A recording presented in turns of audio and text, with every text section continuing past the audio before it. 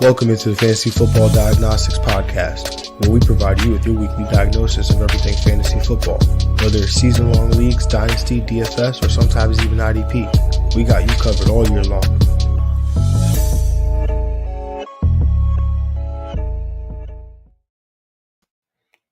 Let's do it. Let's get to it. Welcome into the Fantasy Football Diagnostics Podcast. It is Tuesday, September 23rd, 2025, 7 a.m. Eastern. I'm your host, Jon Jeune, at the real Jon Jeune _FF. And y'all, week 3 felt like the upside down, right? Like, typically, it takes a few weeks for a week like week 3 to really come to fruition, right? Because in order for that to really happen, we have to feel like we have to feel like we know what we feel like we didn't know, right? Like, we know which teams are good, which teams are bad, which players to rely on, which players, were just flashes in the pan. So usually you get this week in like week 7, week 8, right? Like, you're nearing halfway through the season. We got it in week 3. And, maybe it's our fault collectively for feeling like we knew things already. But you just a lot of weird games, like, right, you had the Packers getting upset by Cleveland. You had Carolina just putting an absolute whooping on Atlanta. The Rams, like, dog walking the Eagles for like 2.5 quarters before the Eagles come back. The Tampa Bay Bucks almost giving a game away. So, and then the amount of blocked field goals and touchdown returns, and the Vikings, Isaiah Rodgers had 2 returns for touchdown, a 99.9 PFF grade, highest PFF grade ever given out. So it was a fun weekend of football. A lot of craziness that happened. There were unfortunately quite a few injuries that happened as well. So today is obviously the waiver show, so we're gonna get into all of that. But before we do, got to pay the bills. I'm just kidding, but seriously, if y'all could just subscribe, comment, whether you're watching on YouTube, live on YouTube, Twitch, or you're watching live on X, on my personal page at the real Jon Jeune _FF. Or if you're listening to Apple Podcasts, Spotify, Google Play, just make sure you comment, like, subscribe. Doesn't cost you anything, just helps to go, helps to show, and it goes a long way. So if you could please do that. Additionally, there is, we now have a fantasy football diagnostics cheat sheet. It is at Patreon, over at patreon.com/FFDX. Or you can follow the link in the show notes. It's 100% free. It does not cost you anything. You just have to join the Patreon to access the sheet. Like I said, it's not going to cost you anything. And this thing is I think it's great. I've gotten a lot of feedback that said it's been great. So this thing provides insights on waivers, right? So obviously this is the waiver show, but on there you're going to get fab recommendations, some blurbs as to why that player might be valuable, and you'll see my top 3 right here. I usually go through them, and we'll talk about them in detail, but I never really rank them on the show. I think part of that is me getting my bearings together still as I look forward to the week. Like I mentioned a couple weeks ago, Tuesdays is the time where I'll do my projections. So by the end of Tuesday, I'll have an idea of like where I really land on a lot of these guys, and take into consideration the matchups, the workloads, all those things. So you'll see exactly how I have them ranked in the cheat sheet. What you'll see in there is how defenses have performed over the last 3 weeks over each position. You'll also see some utilization trends going forward. You'll see my top 10 uh, rankings for the week at quarterback, running back, wide receiver, tight end. And then you'll also have some buy, sell, and stashes, right? So uh, Tet McMillan was a buy for me. Spoiler alert, he'll probably still be a buy. Um, uh, Tyrone Tracy, unfortunately, left with a shoulder injury, but he was a sell. And Bayshaw Tootin was the stash in there, right? So it's a little bit different content than I'm sure you guys are used to if you've been following me for a long time or been paying attention for a while. It's a little different content than you're probably used to seeing from me, but I felt like it was another way for me to provide something of value to you guys, and help you guys out. Uh, Plus, I think this thing is great because it helps me out. Helps by Tuesday. Tuesday is typically a crazy day for me, so by the end of it, I haven't really digested everything that I've actually done. So it helps me digest it earlier in the week so that when I come here on Friday, I'm totally locked in, right? So, this was a nice way for me to do that. And I think it's a nice way for you guys to have, an extra edge as you guys go into your, doing your waivers on Tuesday evenings, things like that. So the cheat sheet will be posted on the Patreon every Tuesday evening. You'll see it there. So all you got to do is go join, be a member. Again, not going to cost you anything to be a member of the Patreon and to access the cheat sheet. All right, now that that's out the way, let's talk about the waiver wire show. And before we get into that, let's talk about the injuries, right? There were quite a few injuries this week and some really unfortunate ones, right? Starting with James Conner. Uh, had to get carted off the field with an ankle injury. He'll have to undergo ankle surgery. They say he'll be out indefinitely, but I would tend to think that it's probably for the remainder of the season, most likely. So um, that Trey Benson, obviously we've been talking about him for weeks now, and we're going to continue to talk about him today. And I have a feeling this is the last time we'll talk about Trey Benson here, but. Najee Harris, he tore his Achilles in the game, non-contact. Um, Really terrible injury. That happened to Najee Harris. He's just had a run of bad luck here between the eye injury and now the torn Achilles.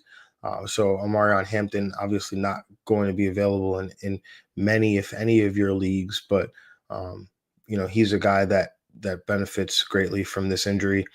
Tyrone Tracy, he left his game there with a shoulder injury. Cam Scatterboo was already trending up in that direction to be the lead guy for the Giants, and he definitely, I think, made his case to keep that job there, even if and when Tracy gets back. So, Scatterboo's not a guy we're going to talk about on the waiver show. He's already highly rostered.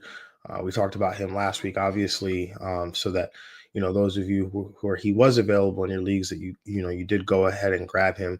But I know he was the guy that was drafted in a lot of leagues that I'm in. So, if he was available, if he's still available, make sure you go and you get him. Mike Evans left with a hamstring injury. He's had a history of hamstring injuries, so this one kind of unfortunate. And as soon as it happened, you kind of knew. It's similar to Kittle, right? Like you see those guys limping around on the sideline. You kind of know at that point that those guys aren't coming back in, right? It's not like he tweaked it. It's not like it just felt tight. Like he did something to it. He was limping around. He was visibly frustrated. So I anticipate a lengthy absence here for Mike Evans. CeeDee Lamb, he's expected to be sidelined 4 to 6 weeks with a high ankle sprain. Jerry Jones did say that IR is on the table for CeeDee Lamb. So, it's really unfortunate it happened while he was taking a carry out the backfield. uh, you know, got tackled at a weird angle and was pulled down on top of his leg, and unfortunately led to that ankle injury. And he did try to return to try to come back, but unfortunately he was not able to play through that. So, um, you know, unfortunate for CeeDee Lamb. And we'll talk about how that impacts the Dallas passing offense as we move forward in the show. Terry McLaurin injured with a quad injury. Not sure the severity there. Did the Washington Commanders were up pretty heavily in that game for most of it. They were in control of that game. So curious to see if that was, a product of the score or if that spoke to the severity of the injury there, but definitely something to keep an eye on as we move forward. And then Diami Brown of the Jacksonville Jaguars, he left in the second quarter with a shoulder injury. So again, another unfortunate injury, and that's another guy that we talked about on the waiver show, and we did actually highlight on the cheat sheet last week. All right, so let's talk about the pickups and who we're getting on waivers this week. And let's start with the quarterback position, and a guy that we've talked about for since the start of the season now. We'll talk about him again. Uh, Las Vegas quarterback Geno Smith, available in 72% of Yahoo leagues, had 289 passing yards, 3 touchdowns on Sunday. Um, going into uh, Going into the matchup, he was the QB2 on the week. Going into Monday Night Football, I have to see where he ended up, but definitely was a top 4 quarterback. Yeah, he finished 4th actually at the position. I don't know why I said he was top 2, but anyway, finished 4th at the position on the week. So, a QB1 day. And this is a guy I feel like that's been kind of boiling for a little bit, right? Um, has a matchup on deck against Chicago coming into the week that's allowed the most fantasy points to the quarterback position. But Geno Smith, he's a guy that, when you looked at his just his passing numbers, he was going into week 2, he was 6th in pass attempts, he was top 5 in intended air yards, and so I'd have been talking a lot about this fit between Geno Smith and Chip Kelly, and it's I feel like it's coming, right? It's here. You know, Especially when you pair it with that defense that they have. They're not that great. They play tough. They play hard for sure. And you expect that of a Pete Carroll defense, but the aggressiveness at which this offense will attack down the field, I think you're seeing that. Geno Smith had a lot of production in 2 of the 3 weeks. Last week was against a tough Chargers defense, so not surprised by that. But I think if you're looking for a fantasy quarterback that's going to get you there based off the volume and the aggressiveness at which they attack the ball down the field, Geno Smith is going to bring you that. All right, let's move on to the next guy on this list. Let's talk about Miami quarterback Tua Tagovailoa, available in 78% of Yahoo leagues. Tua hasn't been great. Not one QB1 performance all year. However, the Jets have allowed 2 of 3 opposing quarterbacks they've played to finish as top 10 quarterbacks. He's at home. He's favored against a bad New York Jets secondary and defense that has allowed the 5th most expected points added per pass play, or EPA per pass play. So this is one that's definitely worth attacking here. And I think, all the with all that's, Miami has all the struggles Miami's had. This is, I think, a bounce back spot here for Tua Tagovailoa. Moving on to the next guy on this list, and forgive me for bringing his name up. I know it might trigger some people, but I'm gonna bring up Atlanta quarterback Michael Penix Jr., available in 65% of Yahoo leagues. Again, guys, he was terrible in week 3. There's no getting around that. He was a guy that I talked about in the matchup show. I think I talked about it in the matchup show. I have to go back and check, but I definitely talked about it on the waiver show. He was a guy that I talked about in the cheat sheet as well. Um, you know, he was he's a guy that I very much believe in the talent, right? Very much believe in Michael Penix, right? He played a bad game, right? This is his 6th career start.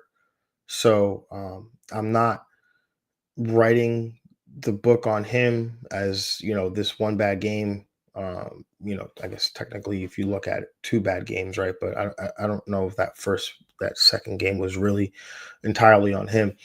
But he was terrible in week 3. And again, there's no getting around that. However, he's back at home after back-to-back games on the road, and he's going up against a Washington defense that is 13th in EPA allowed per pass attempt, right? So the matchup is good. I personally like Michael Penix for 2 reasons. One, I think he is talented. I think he is a good quarterback. And 2, I think that the ecosystem around him, when you look at Bijan Robinson, you look at Drake London, you look at Darnell Mooney, you look at Kyle Pitts, right? I think that there's an a ecosystem in place to allow him to be a point guard in an offense, right? And he's got just enough requisite athleticism to make plays with his legs. So I totally understand not willing to go back to this well. I like totally get it. I understand. But if I'm in a super flex league, I'm not panicking on Michael Penix. That doesn't mean I'm going to go out and acquire Michael Penix, right? I think that would be risky, given 2 bad performances in a row. However, I am going to continue to play him and trust that between the volume and the weapons, he'll get there on a weekly basis, right? But I will say, Geno Smith, Tua Tagovailoa, I will have these guys ranked ahead of Michael Penix in terms of priority on the waivers. Next up, we're getting to the stinky part of the quarterback waivers here, but let's talk Minnesota quarterback Carson Wentz, available in 95% of Yahoo leagues.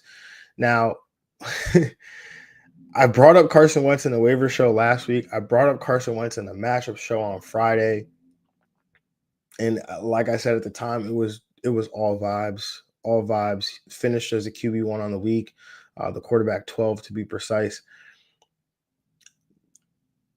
We went to this well desperately in week 3. It was out of desperation. Like I said, if you are in a super, super deep league, this is a 2 quarterback league play only. But everything that we talked about was there, right? It's a Kevin O'Connell offense. He's got the weapons in Justin Jefferson specifically.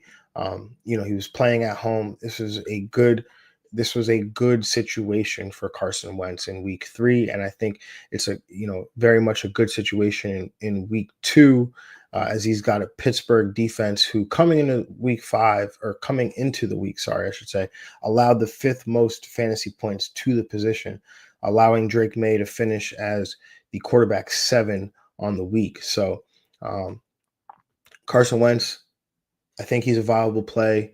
Again, 2 quarterback leagues, more specifically, I still again would have Geno Smith, Tua Tagovailoa ahead of him.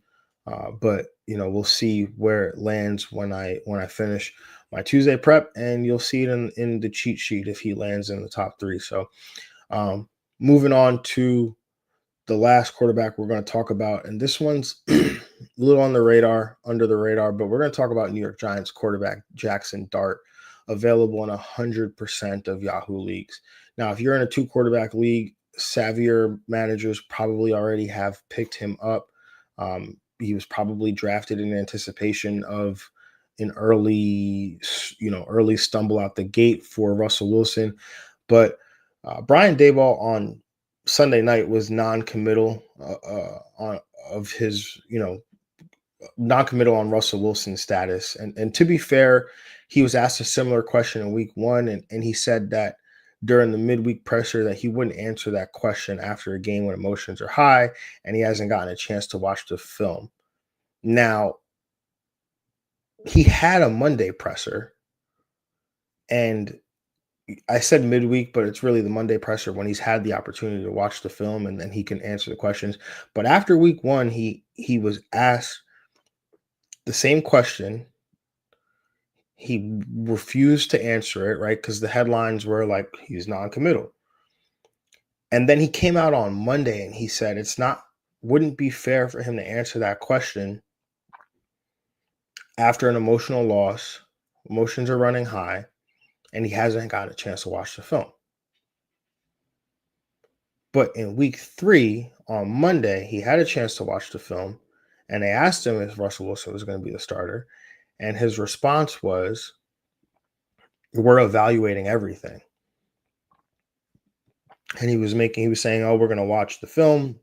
We're watching film with the players, and then we'll evaluate everything. So he was once again non-committal on a Monday. Well, once again non-committal this Monday after being non-committal on Sunday. When in week 1 he was committed on Monday, but non-committal on Sunday.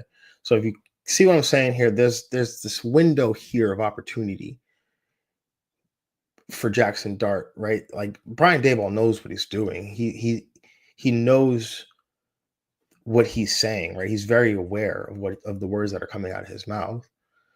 And if you live in the New York area like I do, the drum beats are getting louder for sure, right? I don't know if it happens this week. They've got a tough Chargers defense on deck, but New Orleans in 2 weeks looks like a nice spot, right? So, and you could be in the situation where him saying this maybe cracks the door open for Jackson Dart, and then you see Russ start, and if Russ plays poorly, maybe Jackson Dart gets thrown into the game, right? I think and then it's wide open from there, right? So if you are in a deep league, if you're in a 2 quarterback league, or you just need a shot in the arm at the quarterback position, Jackson Dart again, we don't necessarily particularly know what he is, but whether he's going to be good or not. But what we do know is he's athletic. He uses his legs. Even the opportunities he's had in the game, he's been put in the game to use his legs as a weapon potentially in the red zone. So, and we know he's going to throw the ball down the field, right? So, yeah, I feel like if you need a shot in the arm at the quarterback position, Jackson Dart can help you there. And that's what I'll say. All right, let's move on to the running back position. And this list is long, but as we said last week, there's guys that can help you now. There's guys that can help you now because either they have an opportunity due to an injury, guys that have some standalone value but are still in that stash area. And then there's guys that are purely only there to help you if an injury to the starter occurs, right? So, the number one waiver wire ad of the week at the running back position, if we're looking at guys that are available um, in less than no more than like 40% of Yahoo leagues. Let's go with 40% as a threshold.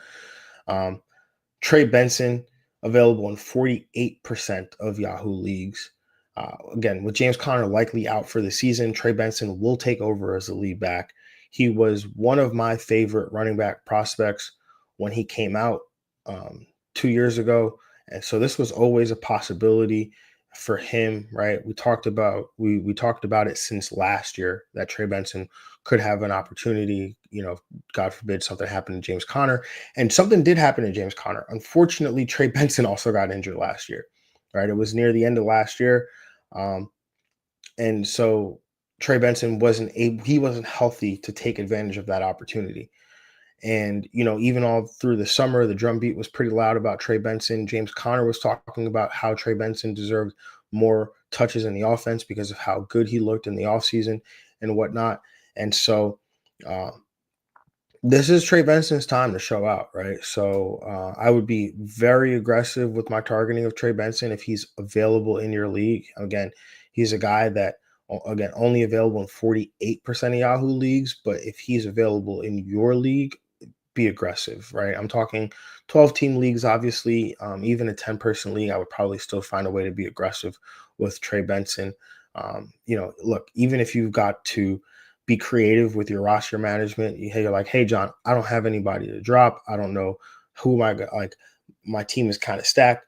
Look, guys, drop your kicker. Spend the week trying to do 2-for-1s, right?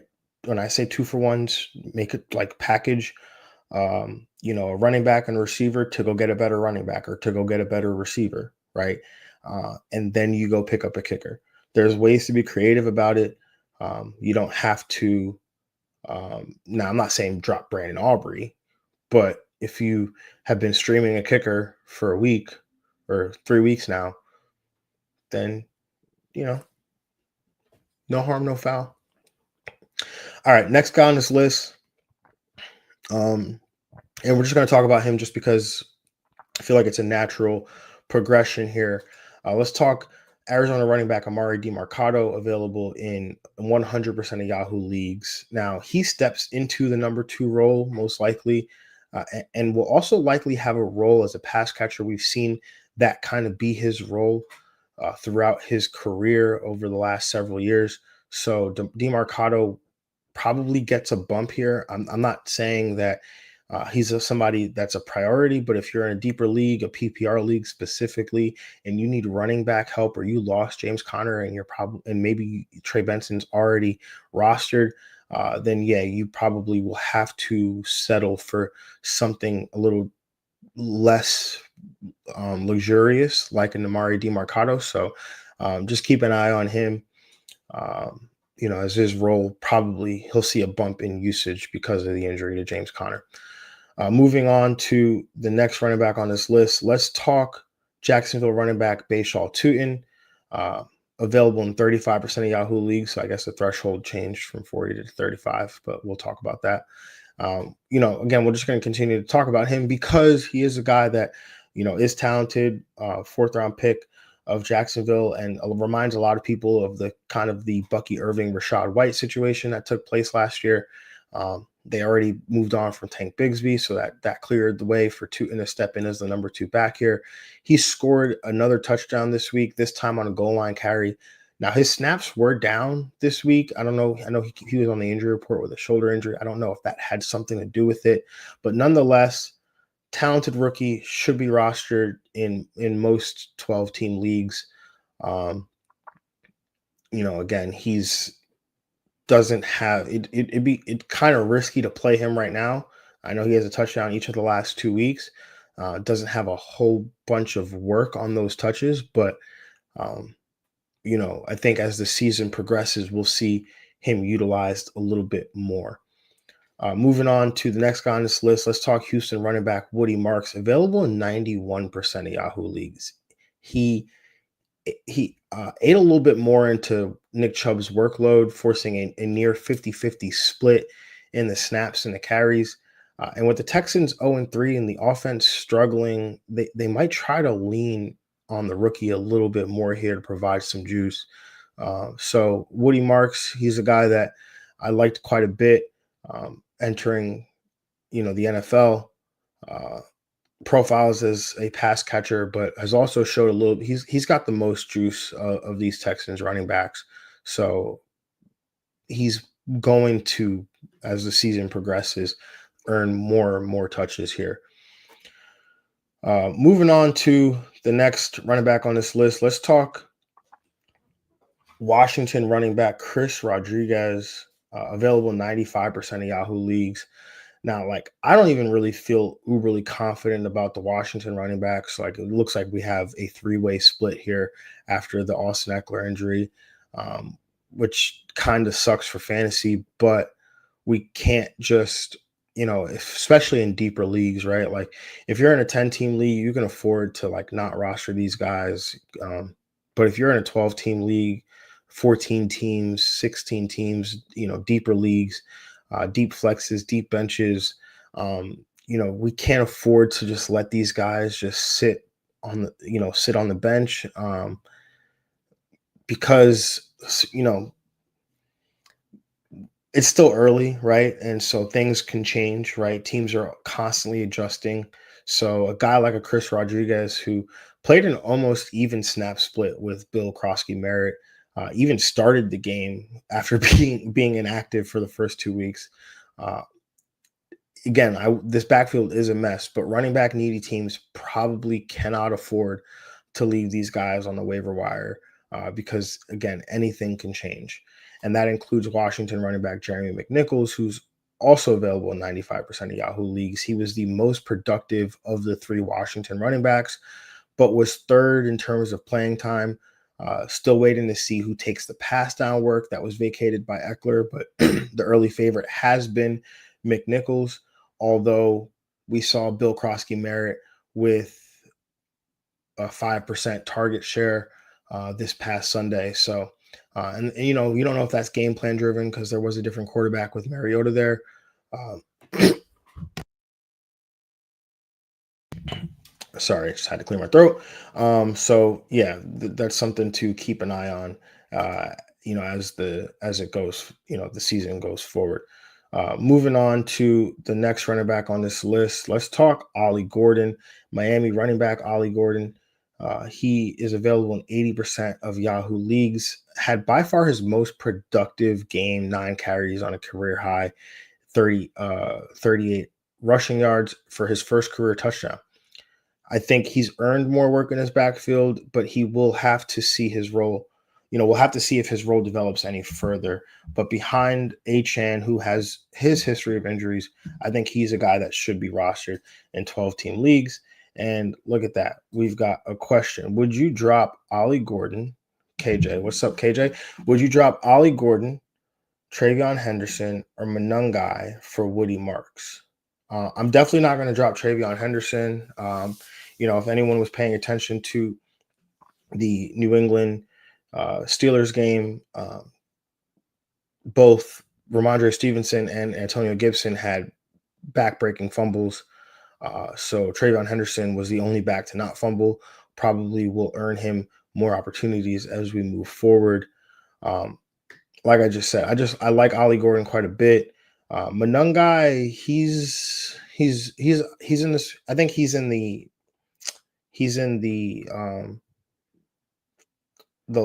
for me, he's more on the lower end, right? The lower upside of these three guys. He's by far the second back, right behind DeAndre Swift. I think he only played 25% of the snaps in week 3. Not seeing a ton of opportunities. So I would go, if I had to drop one of these guys. Basically, what you're asking is, of these 4 guys, which 3 should I have, right? Between Ollie Gordon, Travion Henderson, Monungai, and Woody Marks. And I want Ollie Gordon, Travion Henderson, and Woody Marks. Monungai, not super exciting from that perspective. I think he's only a guy that we really want if an injury takes place. So he's a guy that's on the lower section of this running back list. I think Ollie Gordon has potential to make an impact as a standalone, but also has potential, obviously if there's an injury. But thanks for the question, KJ. Appreciate it. Let's move on to the running backs on this list, and we'll talk Kenneth Gainwell. Sorry, guys. I got to keep doing it. Unfortunately, I wanted to not talk about him this week, but then he scored a touchdown, and the peripherals weren't even that great. But we'll talk about it anyway. Pittsburgh running back Kenneth Gainwell, available in 92% of Yahoo leagues. Didn't see the work that he'd typically seen. However, he scored a touchdown, and Caleb Johnson didn't see a snap. I think at this point, he's an insurance policy running back behind Jaylen Warren.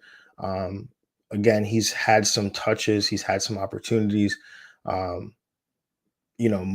is probably, I think, has more upside than a Kenneth Gainwell. But to me, Kenneth Gainwell is a guy that, like, if it's a bye week or you have injuries or you just need to put a running back in there that's going to get you something, I think Kenneth Gainwell can do that for you. But he's not a guy that I think has a ton of value, right? I think when I was talking about him the other day, I was saying, hey, like if you're playing in these deeper leagues, I don't know why my camera keeps doing this, but sorry guys, it's like distracting me.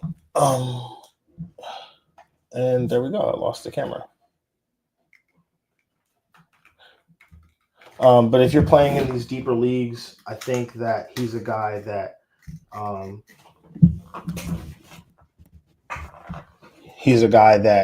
you need to, pay attention to for that reason. If you're playing in those deeper leagues, sorry guys, I'm back. If you're playing in those deeper leagues, because he can help you, but I don't think that he's a guy that you want to rely on week to week, right? Like I wouldn't hesitate to drop him in a 12-person PPR league to go chase upside somewhere else, right? But if you're waking up there Sunday morning and you're like, damn, I got an injury, or I need to start a running back, right? I'd rather start like a team's number 3 wide receiver over starting Kenneth Gainwell on my flex. But if you need a running back, specifically running back by position, Kenneth Gainwell could be there available for you Sunday morning and could be a guy you slot into your lineup and will get you anywhere from 7 to 10 points, possibly, if you're lucky. But that's when I bring up Kenneth Gainwell, that's the fashion I'm bringing him up in, just to clarify. I don't want you guys thinking to go out there, spend all your fab on Kenneth Gainwell, and he's got to be on your roster, and you can't drop him because you can't drop him to pick up an Ollie Gordon. All right, let's talk Atlanta running back Tyler Algier, available 61% of Yahoo leagues. There's not much for me to say about this guy, right? We've talked about him 3 weeks in a row now, 2 weeks in a row.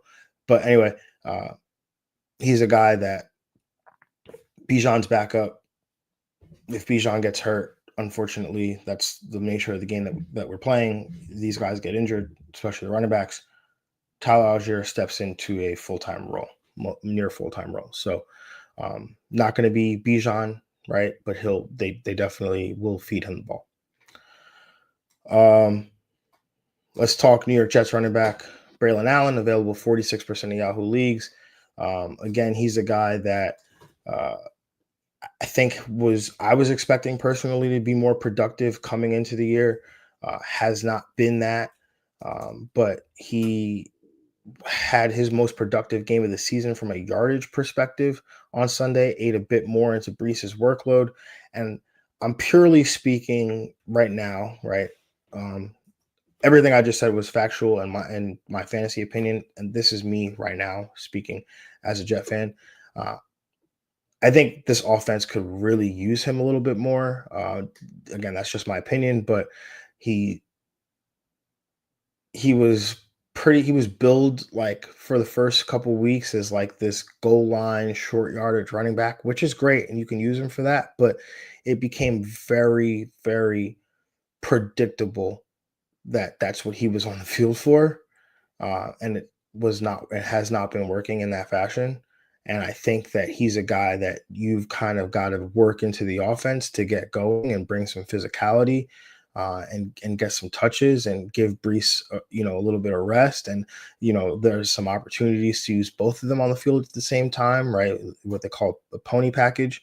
So where you can utilize Breece as a receiver a little bit more, because that's what this team very desperately needs, is a number 2 wide receiver. So I just vented a little bit, but Braylon Allen, I think, the Jets could use him a little bit more to generate some offense, especially the identity that they want to present on Sundays. Next, we'll talk about Rachaad White, available in 56% of Yahoo leagues. Didn't come through as a viable play in week 3, but he's still the number 2 running back behind Bucky Irving. And so, again, I think that he's worth rostering, especially the injury to Mike Evans that might lead to some more pass game opportunities here for Rachaad White. So, deeper leagues, 12-person leagues, you're the Bucky Irving manager, maybe makes sense for you to go ahead and roster Rachaad White. Next up, we've got LA Rams running back Blake Corum, he's available in 83% of Yahoo leagues. Hold on a second.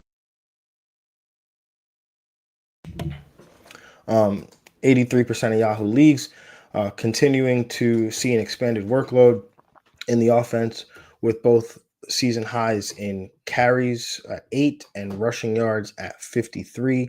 Another guy that, again, should be rostered in 12-person leagues, deeper leagues. Yeah, so Blake Corums actually looks pretty good. All right. I mean, especially if you play in like a return yardage league, I know some of my dynasty leagues that they, give you credit for return yards. So Blake Corum is doing quite well in those leagues. And then last but not least, let's talk Chicago running back Kyle Monangai, available in 87% of Yahoo leagues. Look, Monangai got a lot of hype, was seen as a guy that could potentially steal the starting running back job out of camp. None of that has come to fruition. Again, he's really just he's not a major part of the offense right now. Only playing on like 25% of the snaps or so. Not seeing a ton of touches. You know, so look at this as a situation as a guy again. No standalone value, purely just an insurance policy. All right, let's move on to the wide receiver position. And let's talk the number one wide receiver on the week.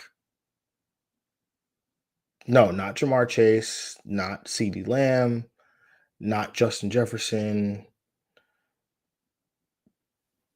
Trey Tucker? Las Vegas wide receiver Trey Tucker. Available in 96% of Yahoo leagues. Now, the crazy part about this is that I don't think this is just a flash in the pan. Like I'm going to be very clear here. He's played on 92% of the snaps on the year, right? So week 1 through week 3, played 92% of the snaps. He's been on the field. and that's only behind Jacoby Myers of the wide receivers. And I would be willing to bet of all skill positions, that's only second behind Jacoby Myers. He's got a respectable 19% target share on the year, back-to-back games with at least 8 targets.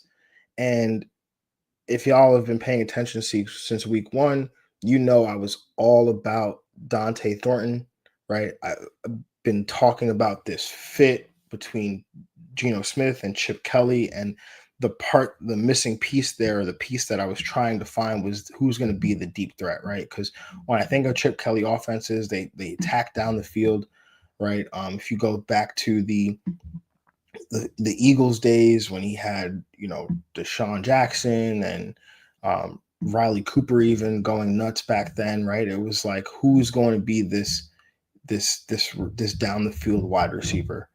And I was expecting it to be Thornton. He's been operating as the number one, as one of the top receivers out there at the X position. But when they're in 2 wide receiver sets, Trey Tucker is out there, and Trey Tucker has speed to burn, right? So he's filling that deep threat role. And with 17 targets over the last 2 weeks, right, and you got an offense that has a ton of passing volume, Trey Tucker being that deep threat, and an offense with Jacoby Myers, with Brock Bowers, like, I think Trey Tucker is real, guys. So I don't know how aggressive to be with him, right? Um, that's something I'll probably highlight in the cheat sheet, but like I wouldn't look at this and be like, oh yeah, this is just a guy who, random Raiders wide receiver who's fast, who broke off for 3 touchdowns and we're probably never going to see that again. I'm not saying we'll see 40 PPR points again, right? I'm not saying we'll see 3 touchdowns again, but I'm also not saying we won't. So, again, I think it's very real. So do with that information what you will. What I will say is, you're probably going to listen to this list and you're going to wonder why I didn't talk about Luther Burden. I'm not going to talk about Luther Burden. Luther Burden's had 101 receiving yards and a touchdown, only played on 20% of the snaps. We cannot bank on that. We can't bet on that. Now, Luther Burden's a guy that we can watch from a distance, and we see the snaps trending up, the usage trending up. Then, yeah, but like, don't run to your waiver wire and pick up Luther Burden and stick him in your starting lineup and think you're going to get that again, because the snaps were not there. The usage wasn't there, and unless there's an injury right now to DJ Moore or Rome Odunze, I think Luther Burden will have to earn more opportunities, which he's definitely done that, right? And I'm not saying this as like somebody who's a Luther Burden detractor or anything. I'm just, you can't just look at his fantasy production and think that we got to go pick him up. So moving on to Kansas City wide receiver Tyquan Thornton. Again, we talked about him last week, and he came through once again. I'm not sure what the deal is with Worthy. He tried to go on Sunday, but was ruled out. But if he's out one more week, I think Thornton will have another usable week here against Baltimore. Patrick Mahomes seems to trust him, given opportunities. Even when Worthy comes back, I'm really curious to see if Thornton goes away, right? There's like when Rashee Rice gets back, like I think Thornton should still have a role, right? Like, you telling me he can't play over guys like Juju, over Marquise Hollywood Brown, right? Like, I think Thornton deserves an opportunity here. He deserves a role. So, we'll see. I don't think that they can just put him back in the box, but I think if Worthy's out one more week, then you have an opportunity here to use Tyquan Thornton for at least another week. Let's move on to Tennessee wide receiver Alec Iomanner, available in 79% of Yahoo leagues. Once again, led the Titans in target share with 26.5% of the team targets. Also had a touchdown for the second week in a row. I think we just need to continue to go to this well, because believe it or not, it will get better once the schedule eases up for Tennessee. I mean, they've had a string of bad matchups. And again, I like Alec Iomanner, but I also really like Cam Ward. I think he's very talented. I think, he's going to be a really good player in the league. And so with Iomanner already having his trust, Iomanner already being a guy that he targets heavily, I think once this schedule eases up and we see, Cam Ward and Iomanner get more comfortable, I think you'll see some even bigger games from Iomanner, because he's definitely capable of that. Right. And all these games are doing right now, the back-to-back touchdowns, the targets he's getting from Cam Ward, all that's doing is boosting his confidence. And that's going to take him a long way as we go through the remaining schedule here and the remaining 14 games on the season. So moving on to Tampa Bay wide receiver Sterling Shepard, available in 100% of Yahoo leagues. Now, again, Mike Evans injured his hamstring. He's banged up, probably going to be out this week against Philly. And if Godwin misses again, right, he's dealing with that ankle injury that he suffered last year. We might have an opportunity to use Shepard in this matchup against Philadelphia, right? And it sounds scary, but, Baker Mayfield is going to go out there. He's going to throw the football. He's obviously, Ibuka is going to see a lot of work, but I think Sterling Shepard is a guy that Baker Mayfield trusts. So, I'm sure there's a 7 for 50 stat line loading here, which in PPR leagues can really help you. 12 points. So, again, not exciting, but definitely, I think, a usable possibility here for Sterling Shepard. Let's move on to Atlanta wide receiver Darnell Mooney, available 55% of Yahoo leagues, had 11 targets on Sunday. Now, this could have been driven by game script. Totally get that. But back-to-back weeks has played the most snaps at the position and has either matched or exceeded Drake London in targets the last 2 weeks. Obviously, we know his role is the deep threat in this offense. There's an opportunity here for Darnell Mooney to provide some fantasy production. Again, I do think that Michael Penix Jr. turns it around, and with this matchup here against Washington, who we talked about earlier, allowing the 13th most EPA per pass attempt, I think there's opportunities here for Darnell Mooney. And we're getting to the nasty part of the wide receivers, but let's talk Oh, wait. Let's not talk Parker Washington yet. Let's talk Troy Franklin, available in 57% of Yahoo leagues. Snap share was still there. The target share skewed heavily in the favor of Cortland Sutton as Sutton doubled Franklin's target total. However, with the matchup against the LA Chargers, it's not really surprising the lack of production there for Franklin. I'm expecting a bounce back week from him in against Cincinnati this week. Um, let's talk Parker Washington now, available in 100% of Yahoo leagues, saw a significant bump in playing time and usage when Diami Brown left the game injured with that shoulder injury. Saw 11 targets as a result. This is 1 week after leading the team in receiving yards. And with Hunter playing, looks like he's playing mostly on defense. I'd have to go check that, but I didn't watch the game. But it looks like he's not playing a ton. He didn't play a ton on offense this past week. Played quite a bit on defense after a week after doing something similar. I think there's opportunities here for the other Jags receivers, right? And this was part of not to go on a diatribe about or a monologue about Travis Hunter, but this is why I didn't like Travis Hunter in fantasy, because like he's playing both sides of the ball, and so they're looking out for him and his health and longevity. And so Travis Hunter, while I think he's a very skilled receiver, I think he's much better defensively at this point in his career. And so I think the Jags might be starting to realize that as well, that, hey, we might need this guy on defense a little bit more. And that leads to more opportunities for some of these other guys in Jacksonville's receiving core here. So let's talk Dallas wide receiver Jalen Tolbert, available in 100% of Yahoo leagues.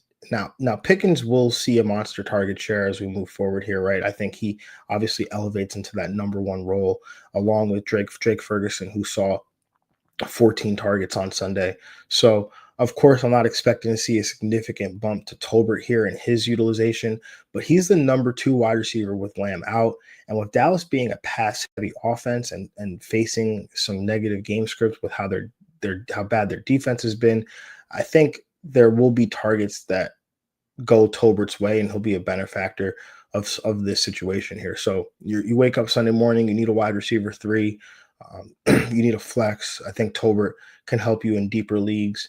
But I'm not running to go pick up Tolbert and thinking that I'm getting, if George Pickens elevates to the CeeDee Lamb role, I'm not thinking that Tolbert elevates to the George Pickens role. I think you'll see a lot of those CeeDee Lamb targets get spread between Ferguson and Pickens, and then the remainders will get spread across the remaining pass catchers in the offense, including, Javonte Williams, Miles Sanders. And this guy, Dallas wide receiver Cavante Turpin, available in 95% of Yahoo leagues. Pretty much everything I said about Tolbert, except for one thing. Turpin will get touches schemed for him, right? He's a guy that they like to use in the slot, out of the backfield, on jet sweeps, on reverses, bubble screens. So he will get touches schemed for him. So he's a guy I would actually be more willing to pick up and play ahead of Tolbert, because of those scheme touches, especially if you play in a return yardage league, right, where you get points for the returns, or maybe you get the points for the touchdowns. I think Turpin has some value there. And then moving on, Wan'Dale Robinson, New York Giants wide receiver Wan'Dale Robinson, available in 77% of Yahoo leagues. Production came way down in week 3. He's done this to us before, so definitely should have seen it coming, but he was still on the field a ton, continued to see the targets flow his way. Or he should continue to see the targets flow his way. So yeah, it sucks when Wan'Dale does this, but especially after a week like last week, because he probably wasn't in a lot of lineups last week. But yeah, this is just the nature of the beast, it feels like, with Wan'Dale Robinson sometimes. Sorry, guys, just had to clear my throat again. All right, moving on to the tight end position. I'm going to try to get through this quickly. I know we're up against it here. But Harold Fannin Jr., tight end available 53% of Yahoo leagues, was easily Fannon's least productive game of the season so far.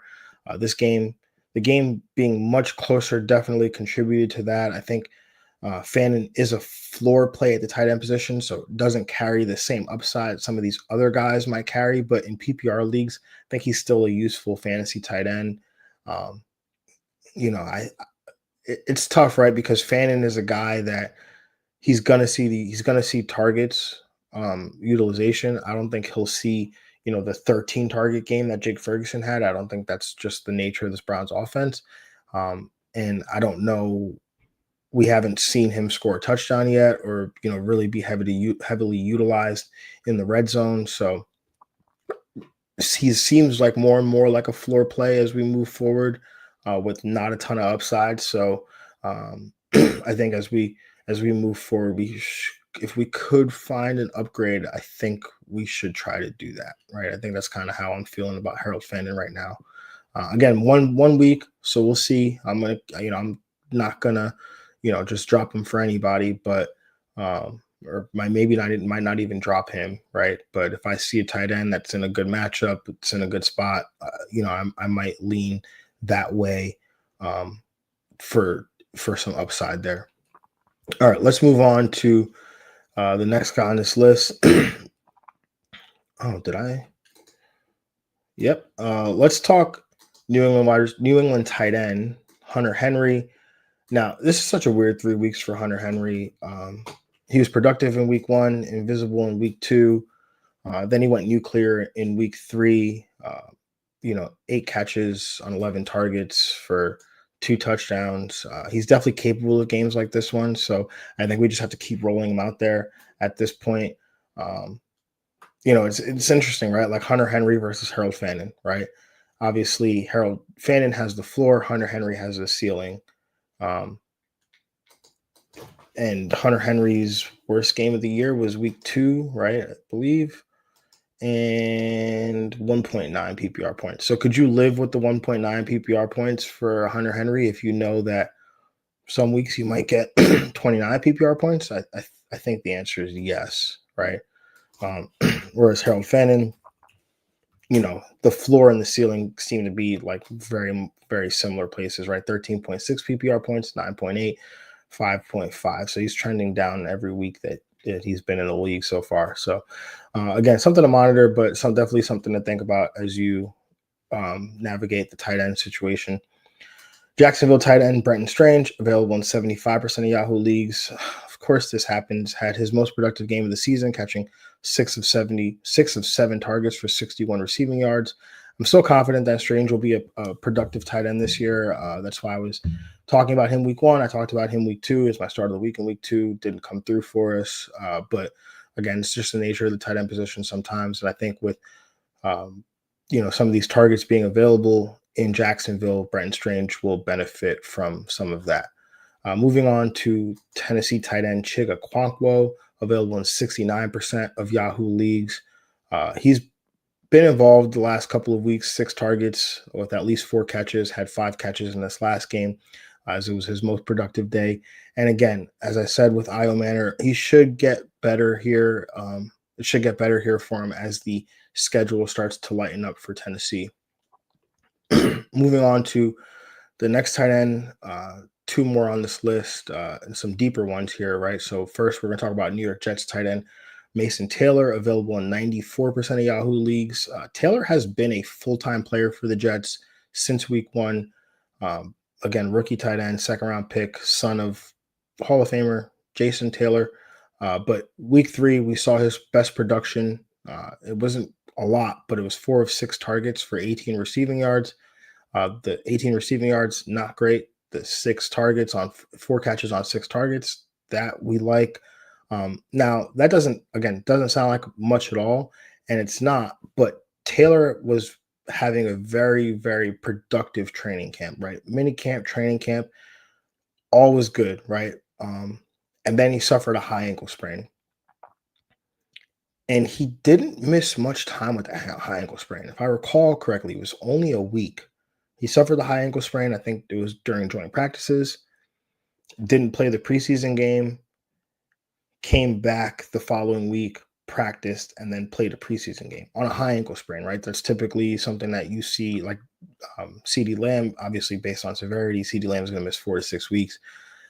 Mason Taylor missed a week. Now, I feel like he's just now working his way back to 100% and just in time right here for a matchup against a Miami defense that has been hemorrhaging production to opposing tight ends, right? We saw they allowed 3 tight end touchdowns on Thursday Night Football, right? Jackson Hawes and I think Dalton Kincaid had 2.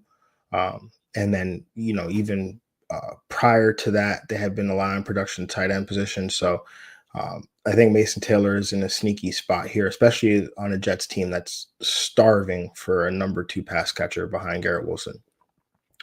And then the last one we're going to talk about, this is a complete shot in the dark here, but we're going to talk about LA Chargers tight end Oronde Gadsden, available in 100% of Yahoo leagues. Now, he was active for the first time all season, only played on 25% of the snaps, but he managed to see 7 targets. Now, again, not sure if this is going to continue, but this is for people playing in deep leagues, 14, 16-team leagues. You need a tight end. You need to take a shot because this guy's got some juice. He profiles more like a receiver. I think he actually did play receiver at some point in college before transitioning to tight end. He's the son of a former NFL tight end, and he's actually a Oronde Gadsden the second. So there's some NFL bloodlines there. So if you're in a dynasty league, right? Because in a lot of my dynasty leagues, I he's rostered if I play in some tight end premium or 2 tight end leagues, but he's a guy that in some of your less deeper leagues, he's probably there, right? So just go ahead, take a look. But from a redraft perspective, I'm probably not going to run and pick him up now unless I'm in a deeper league, and we'll see if he's active again because Will Dissly being injured, I think, led way for him to see the playing time he did, but the targets was very interesting. So we'll have to monitor this situation as we move forward. Now let's move on to the defense and special teams guys, the defenses that we'll be targeting this week off the waiver wire that can help us if we're streaming defenses. And we're going to start with the Houston defense, available 39% of Yahoo leagues. They're 7.5-point favorites at home against Tennessee and rookie quarterback Cam Ward, right? This is part of the bad stretch I'm talking about for Cam Ward. Houston defense has been actually pretty solid. Their offense has been what's struggling. So when available 39% of Yahoo leagues, I think this is a great matchup here for them against Cam Ward. And then we'll look at Detroit defense, available in 45% of Yahoo leagues. They went off yesterday against Lamar Jackson. They had 7 sacks against Lamar, forced a fumble on Derrick Henry. So they are 8.5-point favorites at home against Cleveland. That's definitely one I think you want to take advantage of. The LA Chargers defense, available in 51% of Yahoo leagues, 5.5-point favorites against the New York Giants. The LA Chargers are really good defense. Like football wise, they are very good defense. They get after the quarterback. They are really active in the secondary. So just in general, their defense, I think, should be rostered in more leagues. But, as they face the Giants this week, they're available in your league. Definitely a defense to target. Staying in LA, let's look at the Rams defense. Is that true? Are they available? I know I wrote it, but are they available in 99% of Yahoo leagues? No, they're not. Okay. That is a typo. That definitely did not sound right. The LA Rams are available in 68% of Yahoo leagues. And they are 3.5-point favorites against Indianapolis, right? So the Rams defense, again, also been very good. They were shutting out the Eagles for a big chunk of that game before the Eagles made that comeback, but they get pressure on the quarterback. So to me, that's where good defense starts, right, is being able to pressure the quarterback, because that leads to sacks, fumbles, bad things happen when you get after the quarterback. Well, bad things for the offense, good things for the defense. And then last but not least, let's talk about the Miami Dolphins, as they are 2.5-point favorites at home against the New York Jets. Now, the Dolphins defense is not that good, right? But 2.5-point favorites at home against the Jets, who, uh, they have quarterbacks, whether it's going to be Justin Fields, whether it's going to be Tyrod Taylor, who are going to take sacks. And again, like I said, pressures lead to bad things. So bad things for the offense, good things for the defense. All right, guys, that is all I have today. I know it is a longer show than normal. I guess it feels like we had a lot to cover, but I hope you guys all found this helpful. Again, the cheat sheet will be out tonight, so make sure you are subscribed to the Patreon if you want to access the cheat sheet absolutely free at patreon.com/FFDX, or you can click the link in the show notes to get there. As always, y'all, appreciate you guys for listening. Appreciate you for watching. Make sure you comment, like, subscribe, and we'll see y'all on Friday for the matchup show, week 4 matchup show. Have a good one, y'all. We'll talk to y'all later. Peace.